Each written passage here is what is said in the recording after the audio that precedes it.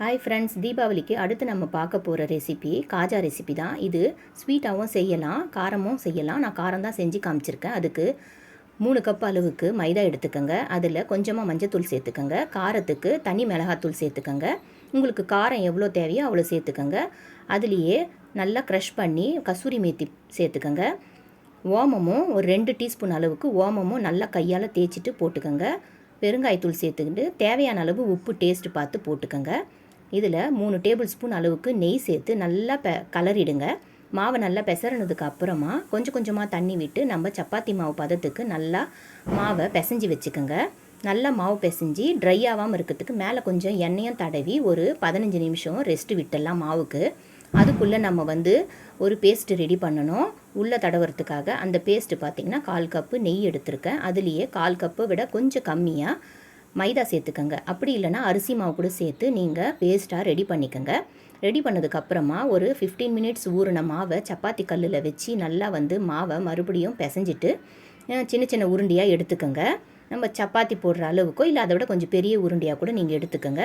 எல்லாமே உருண்டை பண்ணி ரெடி பண்ணி கூட வச்சுட்டு அதுக்கப்புறம் சப்பாத்தி தரட்டுற கல்லில் நீங்கள் மாவை தொட்டு பெரிய பெரிய சப்பாத்தியாக மெலிசாக நீங்கள் ஒரு உருண்டையும் எடுத்து தரட்டிக்கோங்க. ஃப்ரெண்ட்ஸ், ஃபஸ்ட்டு நான் காமிக்கிறேன் பாருங்கள். அப்படியே தரட்டினீங்கன்னா சரியாக மெலிசாக வராது, ஒட்டிக்கும் மாவு. அதனால் நீங்கள் மாவு கொஞ்சம் டஸ்ட்டு பண்ணிவிட்டு அதில் வச்சு நீங்கள் நல்லா பெரிய பெரிய சப்பாத்தியாக செய்யுங்க. சின்னதாக செய்யாதீங்க. பெரிய பெரிய சப்பாத்தியாக செஞ்சதுக்கப்புறமா ஒரு 4 இல்லை 5 சப்பாத்தி இது மாதிரி பெருசு பெருசாக தரட்டிடுங்க. தரட்டினதுக்கப்புறமா ஒரு சப்பாத்தி தரட்டி வச்சுருக்கிறதுக்கு மேலே நம்ம பேஸ்ட்டு ரெடி பண்ணதை தடவி விட்டுக்கோங்க. இது மாதிரி ஒரு லேயர்லேயும் நீங்கள் ஒன்று மேலே ஒன்று வச்சுட்டு தடவிட்டே வாங்க ஃப்ரெண்ட்ஸ். இது மாதிரி தடவி நல்லா ஸ்ப்ரெட் பண்ணி தடவி விட்டதுக்கப்புறமா லாஸ்ட் லேயர் நான் 5 வச்சுருக்கேன். நீங்கள் 4 வச்சுக்கோங்க, 5 வச்சுக்கோங்க. அதுக்கு வச்சுட்டு அதுக்கு மேலே மறுபடியும் அதை நீங்கள் நல்லா தரட்டி விட்டிங்கன்னா இப்போ நம்ம இதை ரோல் பண்ணணும்.